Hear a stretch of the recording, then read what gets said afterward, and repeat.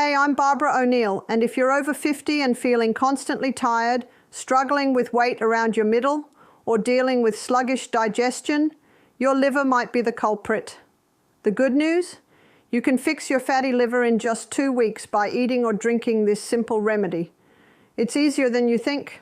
Let's dive in and get your liver back on track. And as a special thank you for joining me today, we're giving away 100 free copies of my best-selling book to subscribers. So, if you haven't already, make sure to hit that subscribe button and leave a comment about why you want to win my best-selling book. But this morning we're going to be looking at your liver, and your liver is the organ that is orchestrating the detox. The liver is often called the project manager because everything that goes into the body goes first to the liver, and everything that comes out of the body comes out under the jurisdiction of the liver. So what we're going to first of all do, have a look at what goes into the body and what the liver does with it.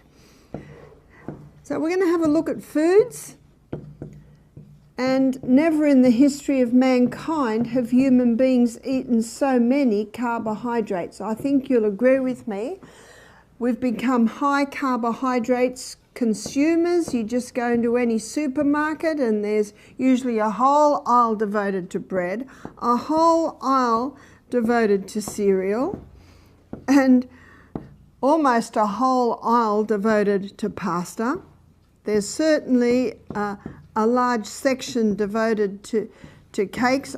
Now I'm just going to say cakes, etc., because this takes into consideration croissants, muffins, cookies, biscuits. We call what you call cookies, we call those biscuits. Also, another high carbohydrate is pizza, rice. Rice is another carbohydrate. Potatoes and products made with potatoes abound. There's your French fries, your chips, you call them potato crisps or chips. And then last and certainly least in nutritive value is the pure crystallized acid extracted from the sugarcane plant. Would you agree with me? But if you live on the farm, this is not fast food. All this has to be made. What's the fast food down on the farm? Fruits and vegetables. That's your best fast food shop, is your fruit and vegetable shop. All of these foods in the gastrointestinal tract break down to a singular structure called glucose. And glucose gets absorbed out of the gut into the blood, goes on the M1 main highway, portal vein straight to the liver. And then the liver determines what happens to that glucose. And the first place it goes is to the cell. So the glucose goes into the cell under the action of insulin. It goes through a 20-step pathway. And that 20-step pathway gives us 2 units of energy. The end result of the 20-step pathway is a chemical form of glucose called pyruvate. And pyruvate is the chemical form of glucose that gets fed into what's often called the powerhouse of the cell, because this 8-step pathway delivers to us 36 units of energy. The focus is on the liver, the body's detox commander. Everything that enters is filtered through this organ, but here's the harsh truth. Our diets are killing it. Supermarkets are stocked with carbohydrate-heavy foods like bread, pasta, and sugar-filled treats, overwhelming the liver with glucose. Most of it gets converted into fat, leading to the silent epidemic of non-alcoholic fatty liver disease. People don't realize that pizza, chips, and even rice are flooding the liver with more than it can handle. The liver, which should be managing detox, is instead drowning in fat. Fruits and vegetables, on the other hand, give the liver a break, promoting detox rather than fat buildup. It's time to stop sabotaging our bodies with carbs and opt for natural foods that heal. The liver can recover, but only if we act now by embracing real nutritious food. You see, on this high carbohydrate diet, the poor old pancreas is getting screamed at all day. More insulin, more insulin, more insulin. But on this diet, the pancreas is getting a break and it starts to revive. People with high cholesterol levels came back to normal. And what are we told we've got to do if we want to get cholesterol levels down? Stop the meat, butter, cream, cheese, eggs. Am I right? Yeah, and the drug, that's true. The cholesterol levels were coming down. Atkins scratched his head. His cancer patients were going into remission. Do you remember yesterday? And I do admit I am guilty of information overload. But cancer cells consume 15 times the glucose of any other cell. So when you drastically stop these high glucose foods, the cancer cells can actually self-destruct when they're not getting the glucose they need.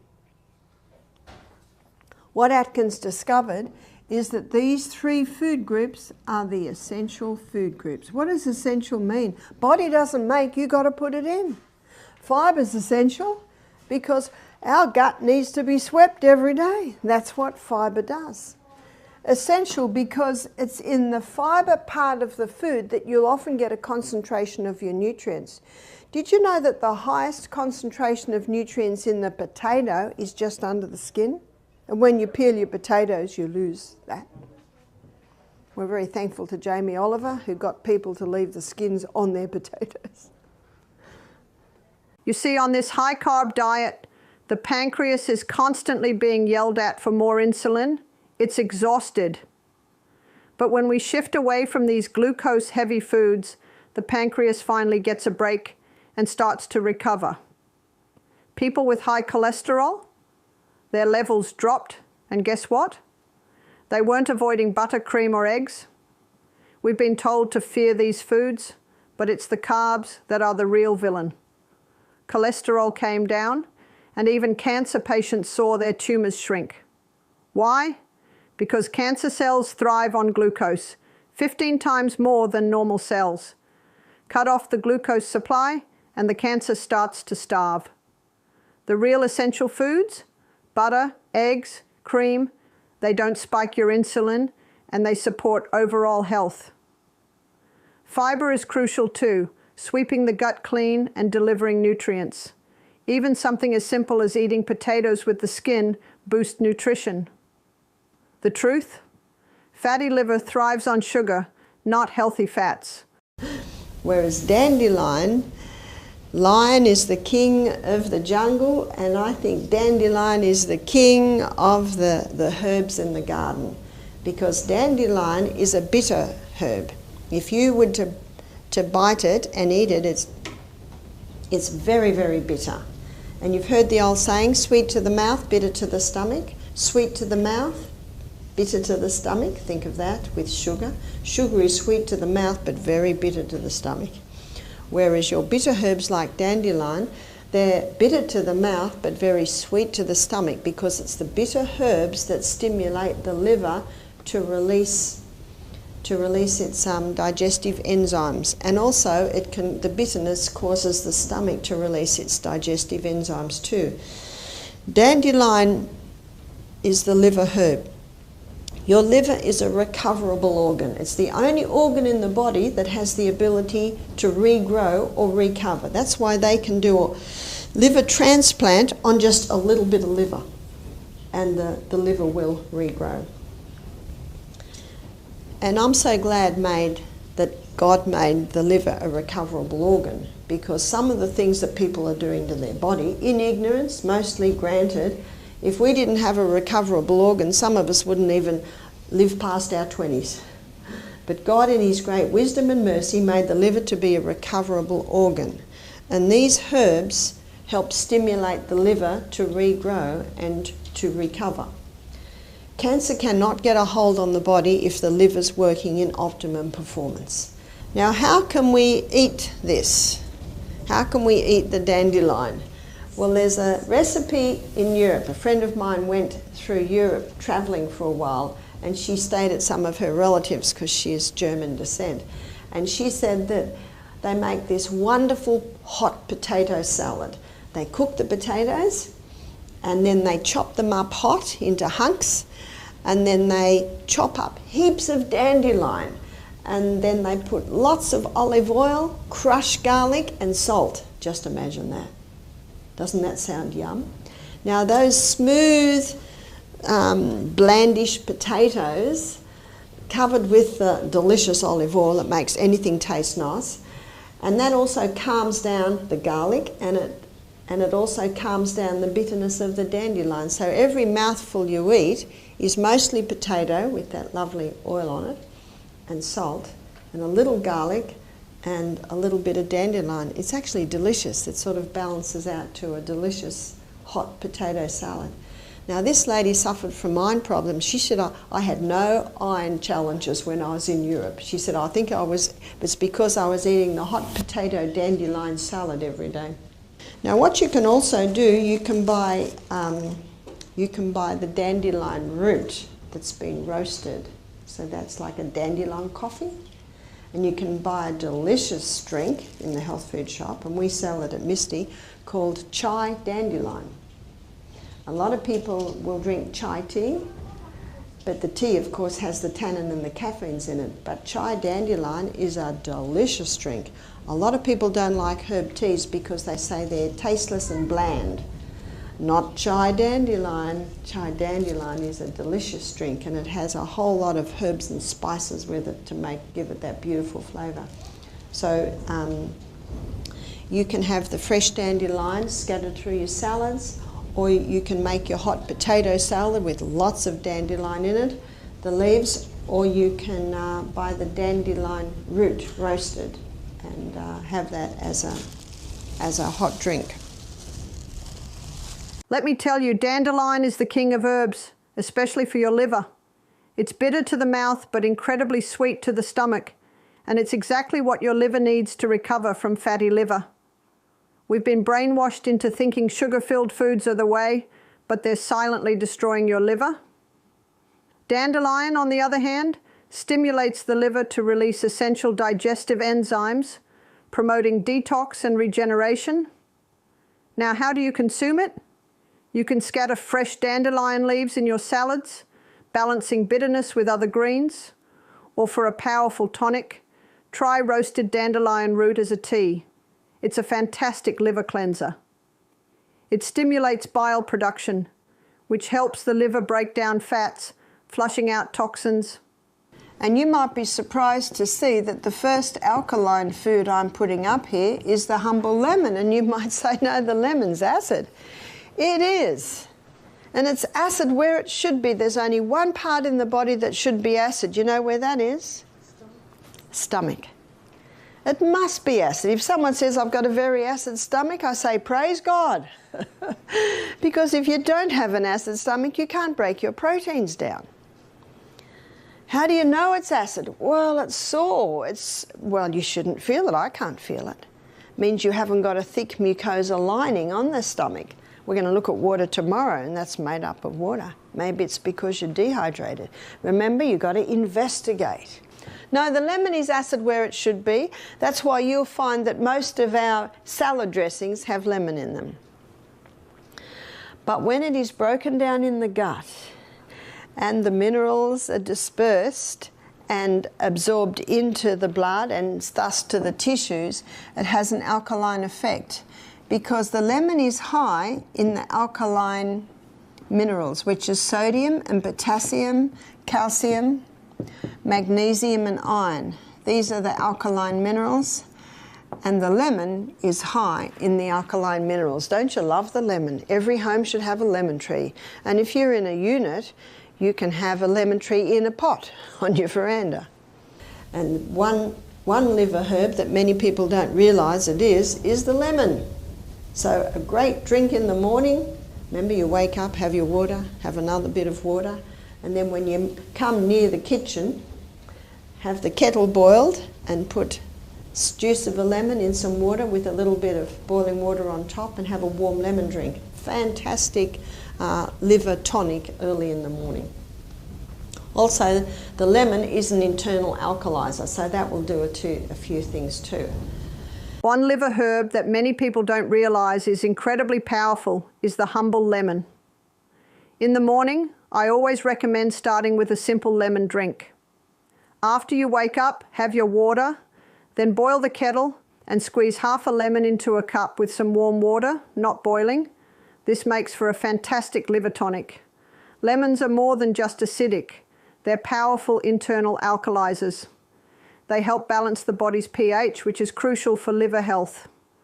Bile is essential for breaking down fats in the liver, so when you drink lemon tea daily, you're giving your liver the tools it needs to recover and function properly. It's simple, natural, and it works.